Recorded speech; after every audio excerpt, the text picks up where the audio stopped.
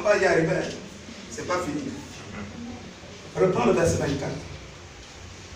Tu es venu pour nous perdre. Tu es venu pour nous perdre. Je sais qui tu es. Je sais qui tu es. Le Saint de Dieu. Aïe, aïe, aïe, aïe, aïe, aïe. Je sais qui tu es. Tu es le Saint de Dieu. Amen. Je sais qui tu es. Tu es le Saint de Dieu. Mais je ne suis pas le fils de l'homme. Je ne suis pas le fils de Marie et de Joseph. Non, non, non, non, non, non, non. Je vois loin. Je vois, tu es le Saint de Dieu. Tu es le Saint de Dieu. Tu es le Saint de Dieu. Qui est celui qui a dit votre frère? Ah, Jésus lui-même a dit de toi que tu es la lumière du monde. Amen. Mais est-ce que toi tu le vois comme la lumière du monde? Qui est celui qui est à tes côtés? Tu vois comme son maître le voit, ou bien tu le vois comme les hommes le voient?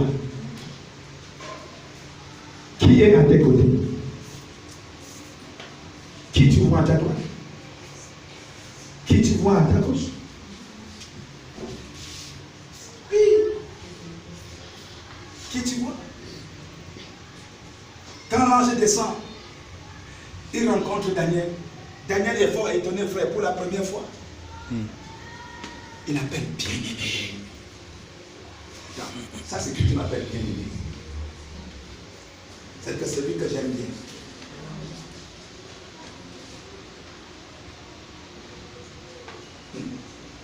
Quand tu regardes le frère, les gens disent beaucoup de choses de lui. Mais toi-même là, qu'est-ce que tu dis? Qu'est-ce que tu dis de lui? Il est qui? Il est qui?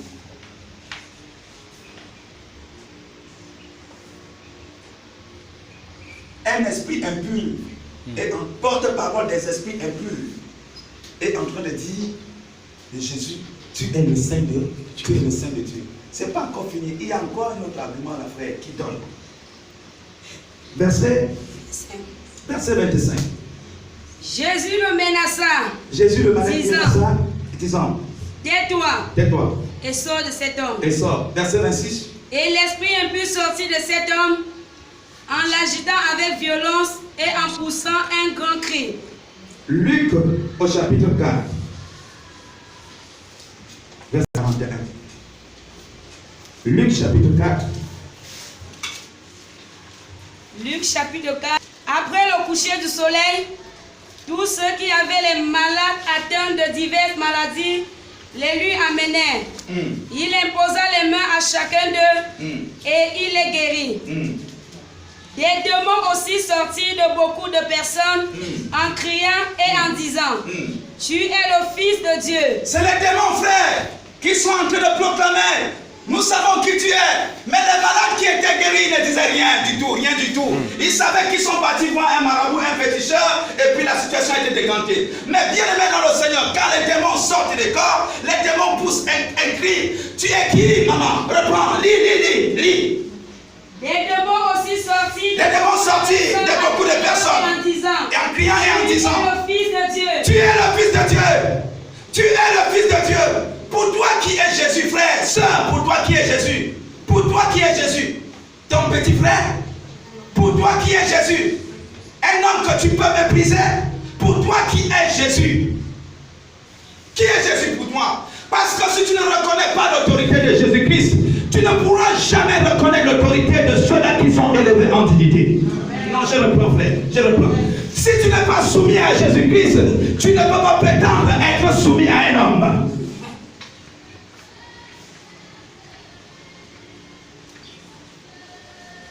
Nous allons comprendre pourquoi les esprits impurs qui aiment dans le Seigneur, alors, reconnaissent non seulement l'autorité de Jésus-Christ, mais sont obligés rapidement, frères et sœurs, de se soumettre et de quitter rapidement et de respecter l'ordre de notre Seigneur Jésus-Christ. Colossiens chapitre 2, verset 9 à 10. Colossiens chapitre 2, verset 9 à 10. Chapitre 2, le verset 9 à 10, il est écrit. Car en lui habite corporellement toute la plénitude de la divinité. Car en Jésus-Christ habite en lui quoi? Corporellement toute la plénitude plénitude de la divinité. Toute la plénitude de la divinité. Dans la version parole de vie, il dit Dieu habite totalement dans le corps glorieux de ce Jésus. Ça veut dire, lorsque les esprits impurs regardaient l'homme, ils voyaient plus loin. Et voyaient ce qui était à l'intérieur de l'homme. Et voyaient plutôt Dieu, c'est Dieu qui était à l'intérieur de l'homme. Frère, quand tes ennemis te regardent, ils voient au-dedans de toi quoi? Qui es-tu? Qui es-tu? C'est en lui, frère. Ce Dieu-là était plutôt en lui. C'était un homme comme toi et moi. Mais ce qui était à l'intérieur, les esprits impurs voyaient ce qui était à l'intérieur de cet homme. Tu es le Saint de Dieu. Tu es le Saint de Dieu. Et quand il ouvre sa bouche pour parler, bien-aimé dans le Seigneur, on ne voit pas un homme qui parle, mais on sent ce Dieu qui est en train de parler. Amen. C'est pas fini, frère, c'est pas fini, c'est pas fini. Verset 10. Vous avez tout pleinement en lui. Vous avez tout pleinement en lui. Qui est le chef de toute domination. Qui est le chef de toute domination. Un esprit impur reconnaît, frère, que Jésus-Christ est son chef. Frère, un esprit impur reconnaît, maman Solange, Florence, que Jésus-Christ est son chef. Quelqu'un a dit, il voit papa Denis. Mais quand Sarah regardait Abraham, Sarah voyait qui? Voyait qui? Sarah voyait qui? Son Seigneur. Ah, toi tu vois papa Denis. Sarah lève la tête, elle regarde. Mais c'est le mari de Sarah. Mais quand elle regarde, elle voit Dieu au travers de cet homme. Elle voit son Seigneur au travers de cet homme. Elle dit, mon Seigneur, mon Seigneur. Quand tu regardes ton père, tu vois qui? Tu vois un méchant, un homme dur, un homme avare. Quand tu regardes ta mère, tu vois qui? Une femme méchante. Tu vois qui? Tu vois qui? Qui tu vois? C'est pourquoi, frère, nous avons compris que non, frère, c'est faux. On se trompe souvent. Une femme qui est insoumise à son mari, ça serait difficile qu'elle soit soumise au pasteur. Ça serait difficile qu'elle soit soumise à son chef. Non. Et si elle montre l'apparence de la soumission, c'est qu'elle vise quelque chose quelque part. Attendez quand elle va rater ça. Sa vraie nature va se révéler. Ça c'est clair. Quand tu vois un enfant qui a été bien éduqué, qui sait respecter ses aînés, dans sa propre famille, dans la maison, partout où cet enfant est, tu sens que non, l'enfant-là a reçu une bonne éducation. Ça serait difficile, frère, quand il voit un aîné comme ça, là, il lui parle n'importe comment. Non, non, non, non, non, non. Il a sa façon de faire. C'est ça là qu'il a appris. C'est en lui, c'est en lui.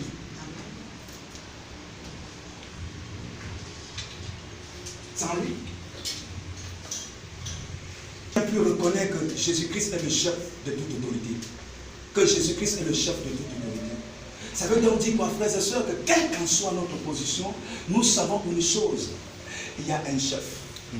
Et si nous sommes soumis à ce chef-là, alors on doit respecter ses ordres. Or, ce chef, il sait mettre de l'ordre, il sait travailler. Ça veut dire que, frère, ce chef-là, il s'en va dans ton lieu de travail, il met de l'ordre, il dit, il doit avoir un chef. Et sur ce chef, il y a un chef, ainsi de suite, ainsi de suite. Et si tu ne respectes pas la hiérarchie, ce n'est pas lui que tu as respecté. Jésus dit, Dieu dit, frère, si quelqu'un rejette le Fils, lui aussi va le rejeter. Donc si tu rejettes le Fils que Dieu a établi, ne pense pas que tu es soumis à Dieu. Dieu dit, frère, tu es rebelle.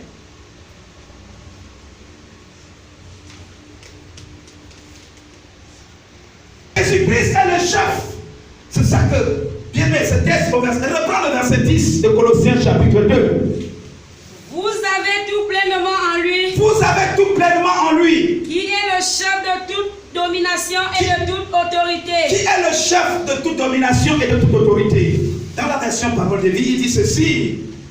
Et vous participez totalement à la vie de Christ, lui le chef de toutes les forces qui ont autorité et pouvoir. de toutes les forces qui ont autorité et pouvoir.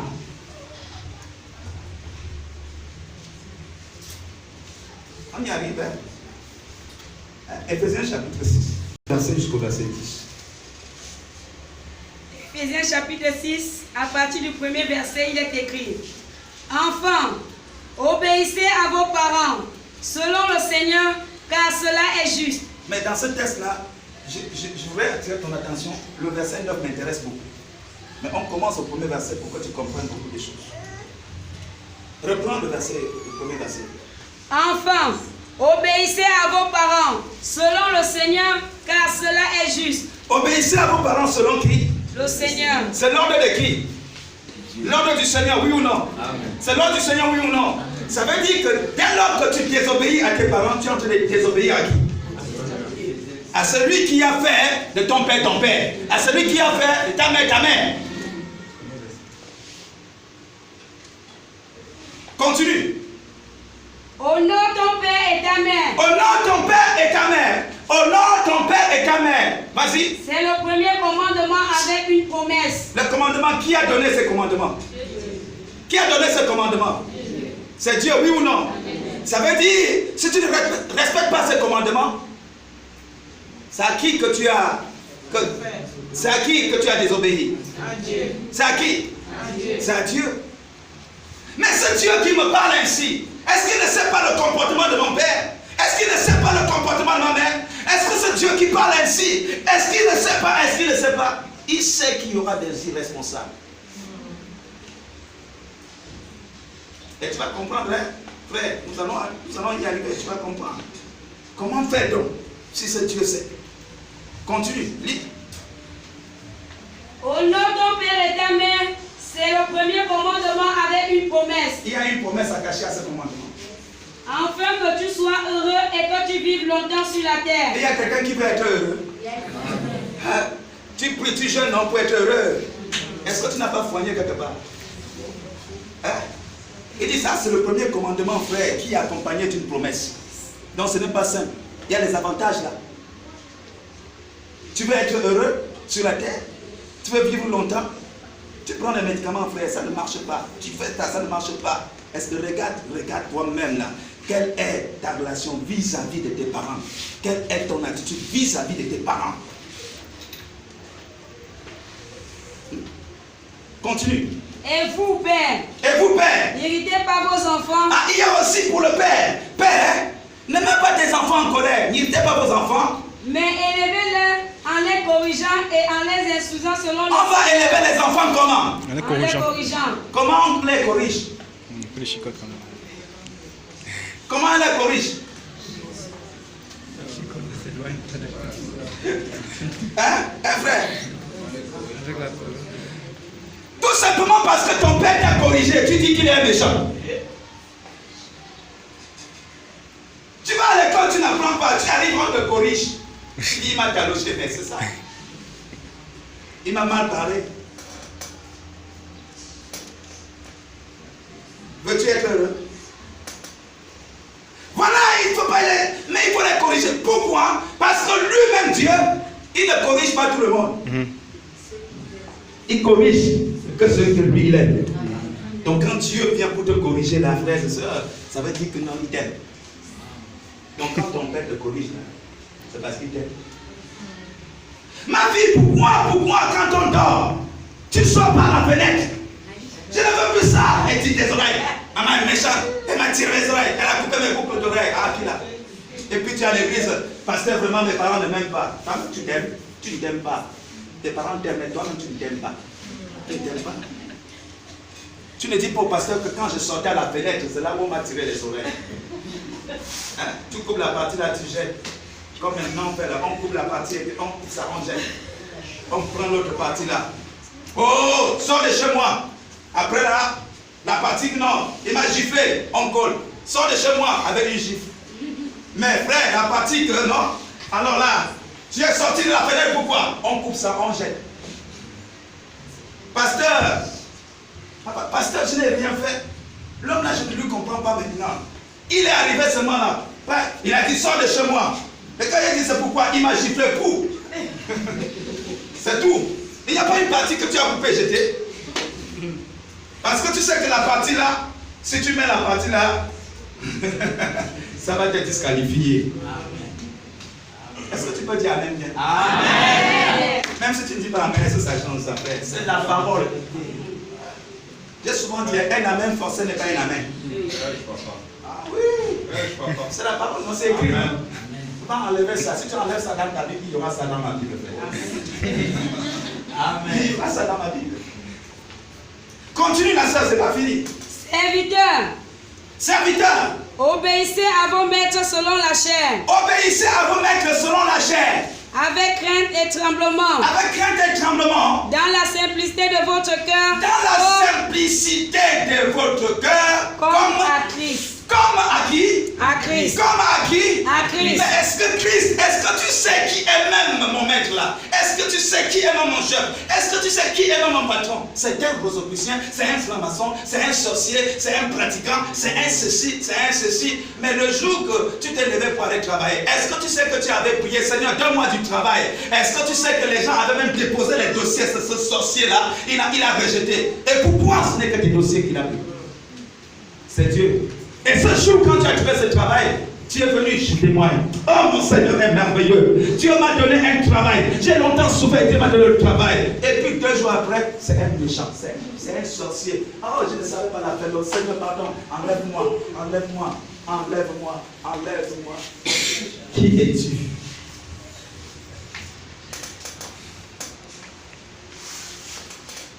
La lumière dans la lumière n'est pas une lumière.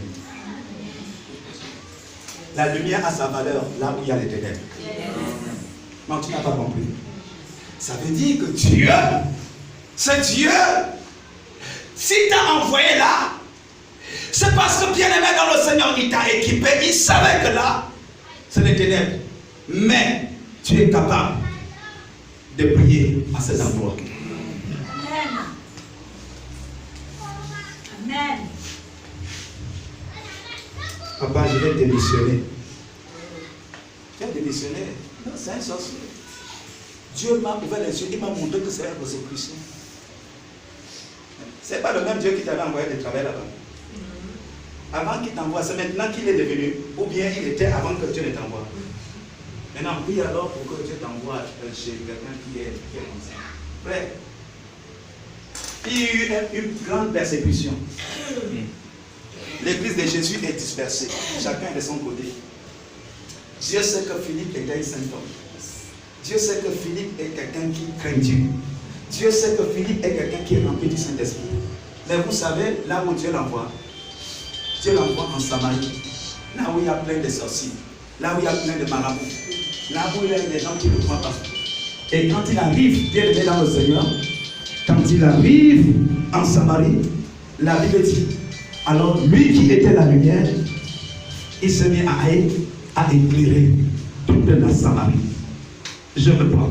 La Samarie, toute la Samarie va être éclairée parce que un homme a accepté, un homme a cru, alors il s'est engagé entre les mains du Seigneur, alors Dieu va l'utiliser pour éclairer toute la Samarie. Jusqu'à ce qu'un magicien, frères et sœurs, il va s'attacher derrière lui, reconnaître, pas que c'était un homme, mais reconnaître que cet homme portait quelque chose de très spécial, où il devait se soumettre.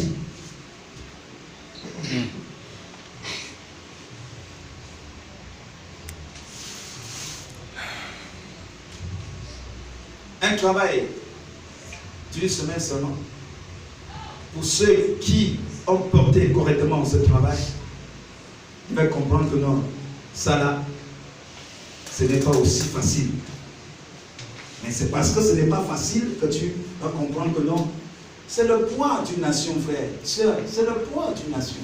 C'est le poids de tout un peuple que tu portes. Ça ne peut pas être pareil comme une personne que tu soulèves comme ça. C'est tout un peuple. Ta famille, c'est l'ensemble des personnes. Ce n'est pas une personne que tu soulèves. Quand tu pries pour ta famille, quand tu jeûnes pour ta famille, il faut savoir une chose, que ça va soulever. Mais frère, ça va soulever les racines, les feuilles, tout ça là, ça va bousculer. Ce n'est pas aussi facile que tu penses. Mais c'est une bonne chose aux yeux de Dieu. rassure-toi seulement de qui tu es. Alors, les gens peuvent dire que tu es ceci, tu es cela, mais ne t'appuie pas sur ce que les gens disent de toi. Toi-même, est-ce que tu reconnais qui tu es? Christ reconnaissait qui il était. Ah, parmi, il y aura quelqu'un qui reconnaîtra, frère. Celui qui reconnaîtra, c'est que ces esprits impurs-là reconnaîtront qui, avec la force de qui, avec le pouvoir de qui, avec l'autorité de qui tu travailles. Continue la sœur. Serviteurs, obéissez à vos maîtres selon la chair. Obéissez à vos maîtres selon la chair. Avec crainte et tremblement. Avec crainte et tremblement. Dans la simplicité de votre cœur. Dans la simplicité de votre cœur. Comme en Christ. Comme en Christ. Non pas seulement sous leurs yeux. Non pas seulement sous leurs yeux. Comme pour plaire aux hommes. Comme pour plaire aux hommes. Mais comme des serviteurs de Christ. Comme des serviteurs de Christ. Qui font de bon cœur la volonté de Dieu. Comme des serviteurs de Christ. Comme des serviteurs de Christ qui font de bon cœur la volonté de Dieu. La volonté de Dieu et non la volonté de Dieu. C'est-à-dire que je le fais avec bon cœur, je le fais avec amour. Parce que quand je regarde là, je ne te vois pas. Je vois plutôt Christ derrière toi. Je vois plutôt Christ. C'est-à-dire que je suis au service. Quand je fais là, je ne suis pas en train de te servir, mais je sais que je suis au service de Dieu. Amen. Je sais que je suis au service de Dieu. C'est pourquoi je le fais avec bon cœur. Parce que moi, si je mets dans ma pensée que non, je suis au service d'un homme méchant comme toi, là, je ne peux pas continuer. C'est pas possible. Mais lorsque j'ai cultivé dans mon cœur que je le fais pour Dieu, frère, je me sens à l'aise. Bien-aimé, vous voyez quand on se rassemble ici, chacun a reçu une éducation. Et ce n'est pas pareil. Il y en a qui n'ont même pas reçu une éducation. On se retrouve ici. Chacun vient là, frères et sœurs. Alors, avec ses esprits, et les esprits se mélangent là. Vous savez, là, il y a une porte-parole. C'est qu'il y a des esprits qui sont là. C'est des esprits qui sont là. Vous croyez que c'est facile? Que vous allez faire tout ensemble comme ça? Bon, on fait comme ça. Oui, d'accord, c'est bon. Ça là, c'est bon. Celui qui a reçu une bonne éducation, frères et sœurs, il va avoir des problèmes. Il va avoir des problèmes. Celui qui a un peu de connaissance de la part du Seigneur, il va avoir des problèmes par rapport à celui qui n'a aucune connaissance. Il y a des gens qui ont été enseignés par des scribes qui n'ont pas reçu alors les enseignements de Christ. Et c'est pourquoi Dieu dit, alors quoi, nous devions user de patience. Les uns envers les autres. Et lorsque nous le faisons, frère, nous ne le faisons pas parce que c'est un frère, parce que c'est une soeur, parce que c'est Christ. C'est Christ que nous voyons. Amen. C'est Christ que nous voyons. Continue la sœur, continue. Servez-le avec empressement. Continue. Comme servant le Seigneur et non des hommes. Comme servant le Seigneur et non les hommes. Sachant que chacun, soit esclave, soit libre, recevra du Seigneur selon ce qu'il aura fait de bien. Sachant que chacun, soit esclave, soit libre, recevra du Seigneur selon ce qu'il aura fait de bien. C'est-à-dire que ce soit ton chef, que ce soit toi-même là, chacun aura une récompense du Seigneur. C'est-à-dire que qu'est-ce que Dieu regarde, frère? Dieu regarde mon intégrité, ma fidélité. Dieu regarde bien, mon Seigneur, mon intégrité, ma fidélité. Dieu regarde, il regarde mon cœur. Dieu sait que je l'aime. Il sait que, frère, mon seul désir est de faire sa volonté. Dieu sait qu'il y a des choses que je supporte, pas parce que non, ça me plaît, mais tout simplement parce que lui, il me recommande de le faire. Dieu le sait. Frère, soeur, Dieu le sait. Dieu sait qu'il y a des choses que tu supportes beaucoup, mais tu ne supportes pas parce que ça te plaît, mais tu supportes parce que c'est une recommandation du Seigneur. Amen. Amen.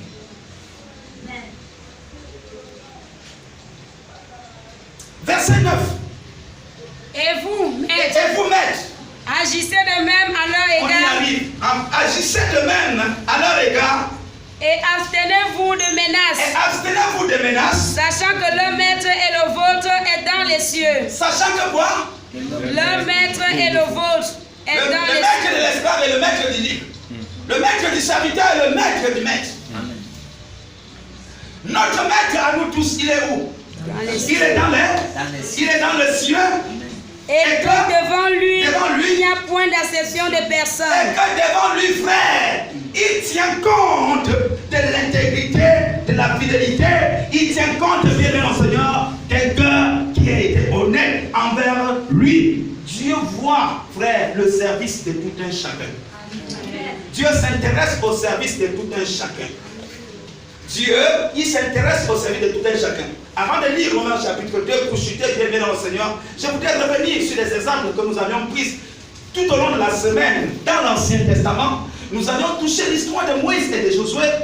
Nous avions compris une chose bien aimée dans le Seigneur, que dans Josué chapitre 1er, Dieu nous parle que Moïse était son serviteur. Moïse, serviteur de Dieu, est mort. Alors, Dieu choisit Josué, fils de Nun, serviteur de qui? De Moïse. Serviteur de qui? De Moïse. Ça veut dire, quand Moïse, à son vivant, Moïse était au service de Dieu, alors ce Josué qui était derrière Moïse, Dieu voyait tout ce que Josué faisait derrière Moïse. Dieu voyait la fidélité de Josué derrière Moïse. Dieu voyait un homme intègre. Ça veut dire que Moïse pouvait faire n'importe quoi sur Josué, mais Dieu était au contrôle. Dieu donc voyait comment Josué supportait les caprices de Moïse. Et quand Moïse n'y est pas, Dieu ne va pas ailleurs. Il y avait beaucoup de gens.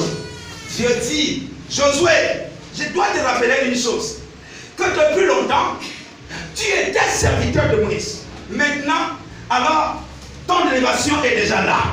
Tu n'es plus serviteur de Moïse, tu es maintenant mon serviteur. Nous avions vu, bien aimé, mais l'histoire qui nous a beaucoup marqué, qui nous a beaucoup impressionné, c'est l'histoire d'Esther.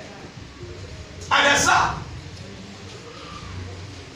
L'histoire d'Esther, une jeune fille qui a perdu son père et sa mère et qui était recueillie par son oncle qui s'appelle Mardoché. Mardoché. Esther, bien aimé, n'a pas de père. Esther n'a pas de mère. Et je dis à quelqu'un, si tu n'as pas de père, si tu n'as pas de mère, ce n'est pas une raison d'être rebelle. Si tu n'as pas de père, tu n'as pas de mère, ce qui est sûr, Dieu t'a réservé un mentor. Dieu t'a réservé quelqu'un quelque part. De qui vient mélanger? Qui est ton modèle? Qui est ton modèle? Qui est ton modèle? Qui est ton mentor? Si tu n'as pas de père, si tu n'as pas de mère, qui est ton mentor? La Bible dit, cette jeune fille est recueillie par son oncle. Bien aimé dans le Seigneur, dès lors, Esther suit les conseils de Mardoché. La Bible déclare que dans cette nation-là, il y a eu trouble. Ça a commencé du haut. Vous savez que quand le truc commence par le haut, ça devient compliqué. Mes frères et sœurs, alors on a besoin de positionner quelqu'un. C'est une jeune fille. Dieu, dans sa grâce, alors Esther est choisie parmi tant de filles.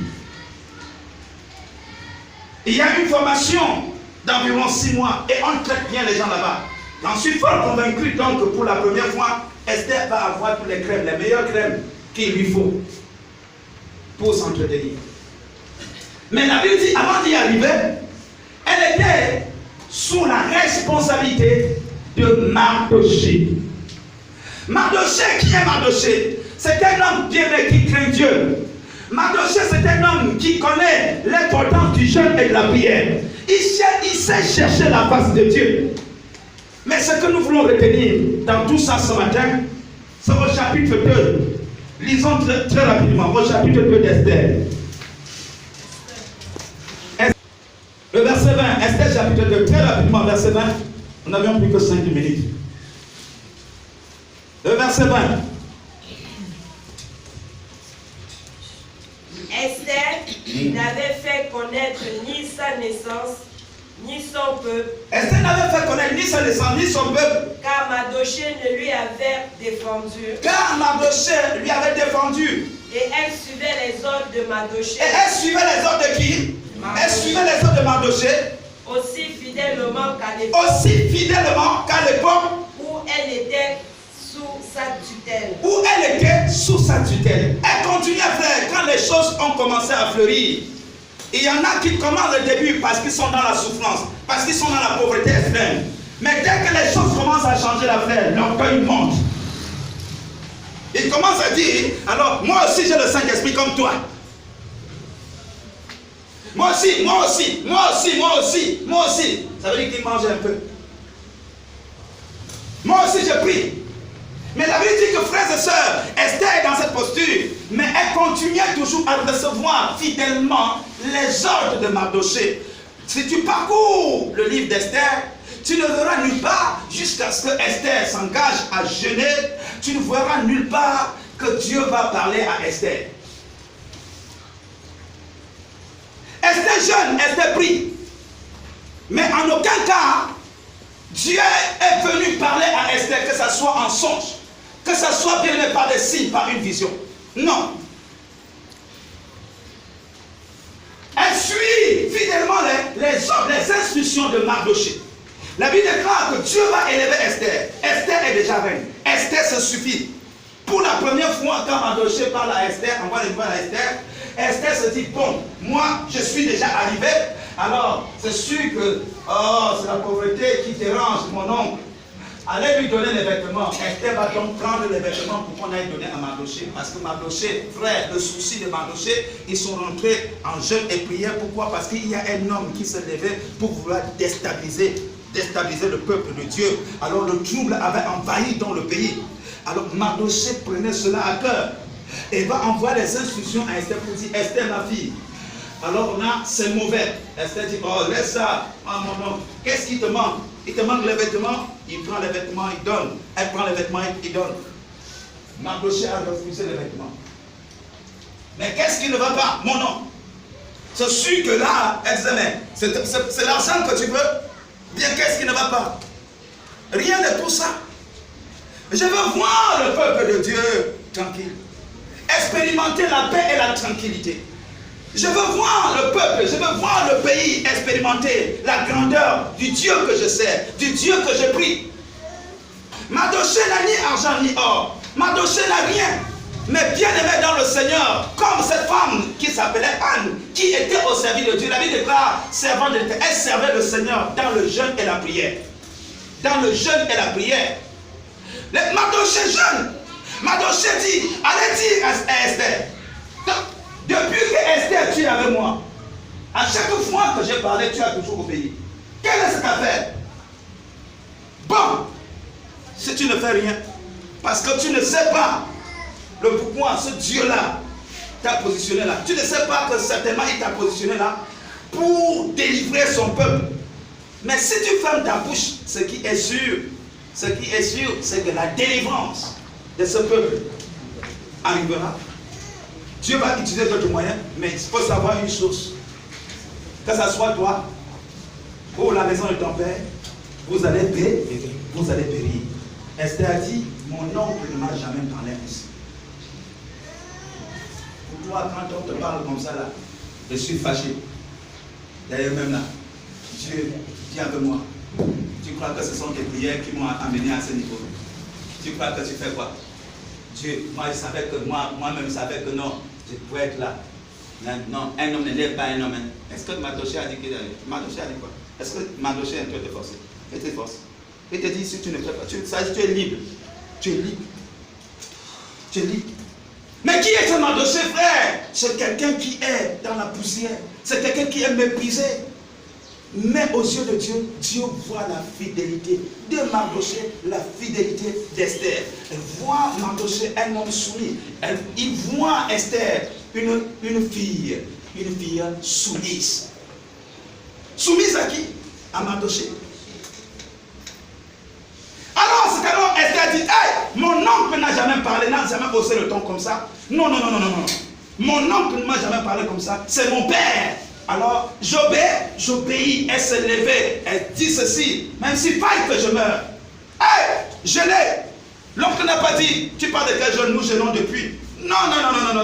L'oncle dit, ah, très bien, c'est ça que j'attendais de toi, ma fille.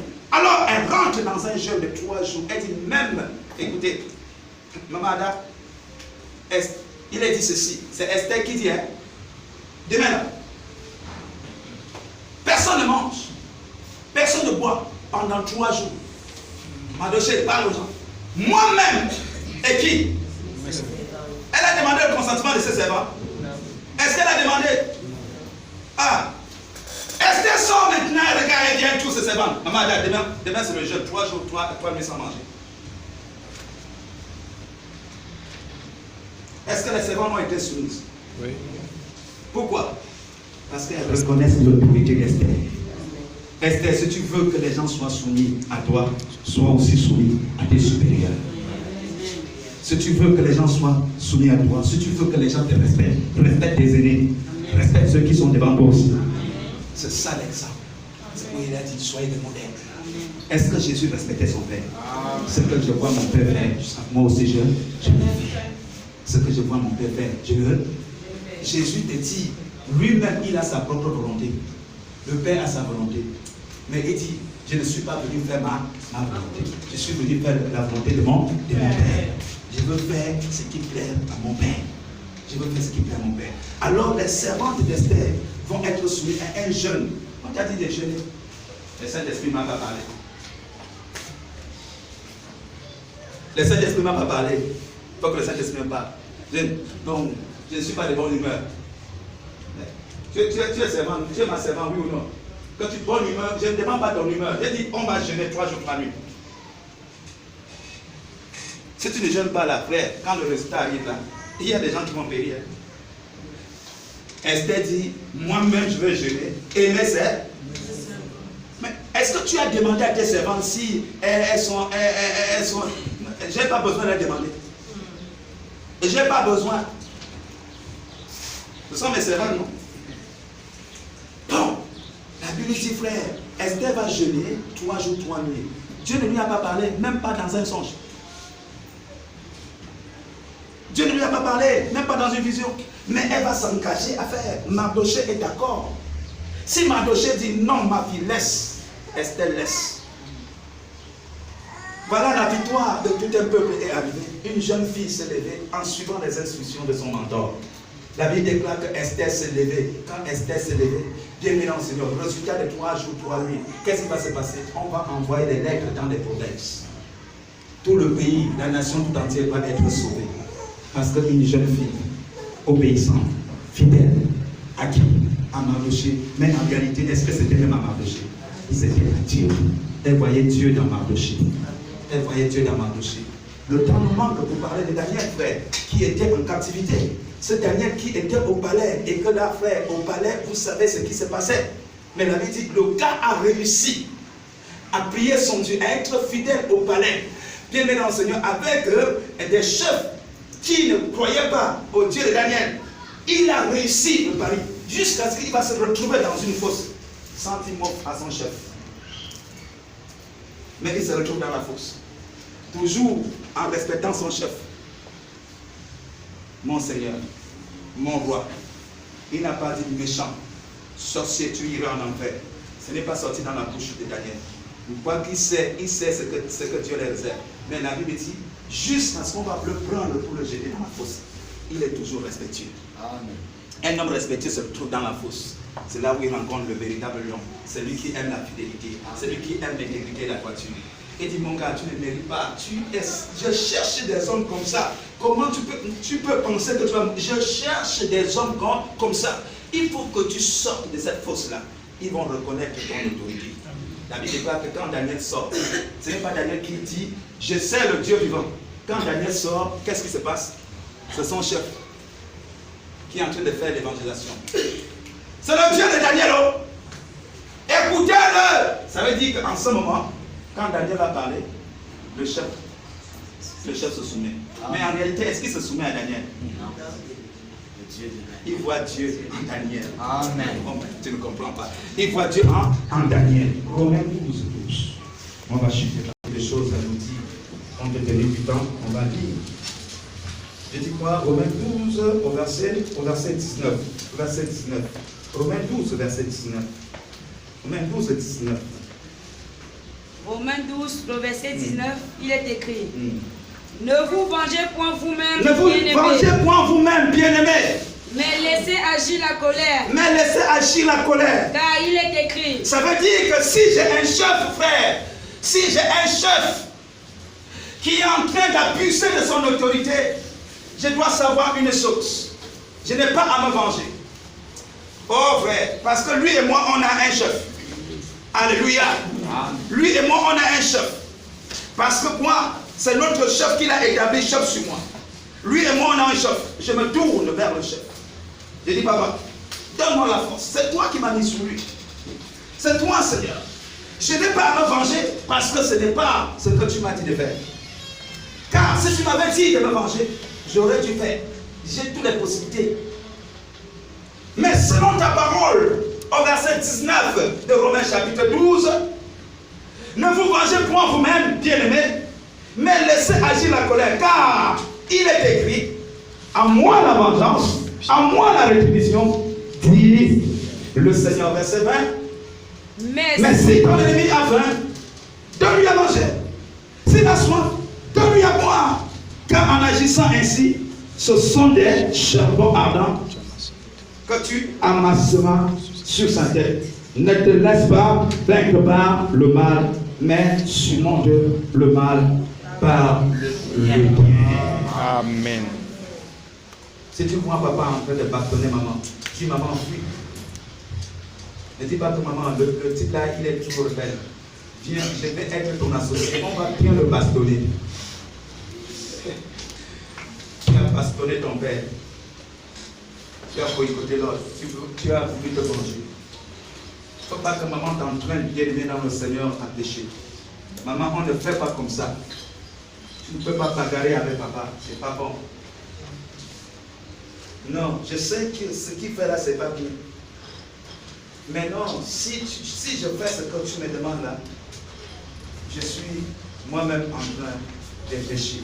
Et ça serait très très compliqué pour moi. Tu sais pourquoi? La Bible déclare, c'est le supérieur qui bénit l'inférieur. Ce n'est pas l'inférieur qui bénit le supérieur. Bien-aimé, tu vas incliner ta tête là où tu es. Nous voulons prendre la Sainte Seine ce matin. Symbole de ce Jésus-Christ.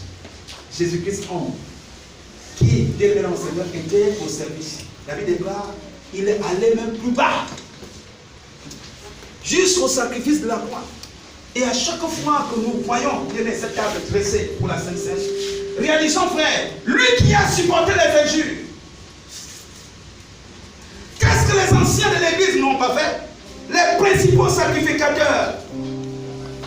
Qu'est-ce que les gens n'ont pas dit de lui? Mais toi-même, qu'est-ce que tu dis de lui?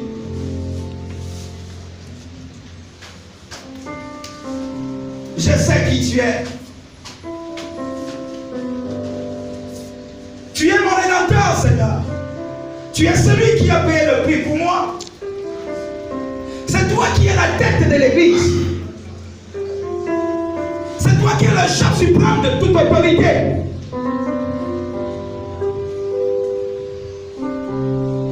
Je sais qui est assis à mes côtés. C'est une créature si merveilleuse, Seigneur, à tes yeux. C'est une pierre précieuse à tes yeux, Seigneur. Tu as fait de lui la lumière du monde, le sel de la terre. C'est un choisi de Dieu, tu l'as choisi. Et je n'ai pas à mépriser le choix de Dieu. Mais j'ai dit à Dieu, souvent c'est difficile, Seigneur. Et dans des conditions pareilles, la seule chose que je demande à Dieu ce matin, une fois de plus, Seigneur, augmente ma foi. Donne-moi cette capacité, Seigneur Papa, non seulement de le reconnaître, mais de l'appliquer. Parce que j'ai compris une chose. Tu veux faire beaucoup de choses, Seigneur, avec moi pour cette nation, pour cette famille. Prie ton Dieu.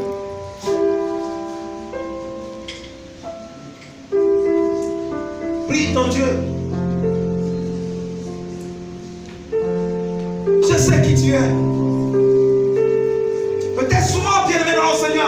t'ai méprisé.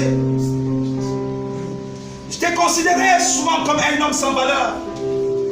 Et si tu continues l'histoire de Mardochée, ce Mardochée qui était un homme piétiné, frère, Dieu va l'élever à cause de sa fidélité, à cause de son intégrité.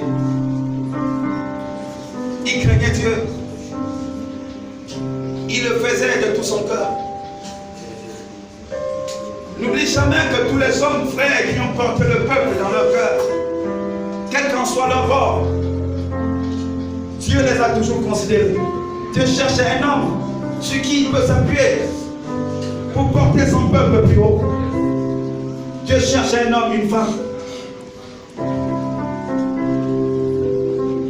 Nous parlons de ce Jésus qui est mort pour tout le monde, qui est mort pour nous tous, qui s'est sacrifié pour nous tous. Pour quiconque croit en lui, frères et sœurs.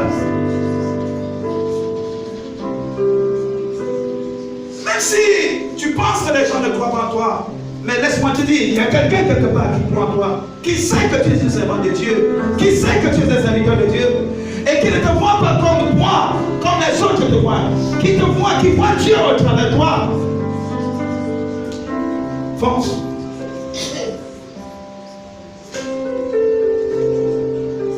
Fonce. Même ceux qui ne te considèrent pas aujourd'hui, demain, ils vont te considérer. Ils sauront que tu pries un Dieu. Ils sauront que Christ est en toi. Ils sauront que Christ est en toi. Oh Jésus.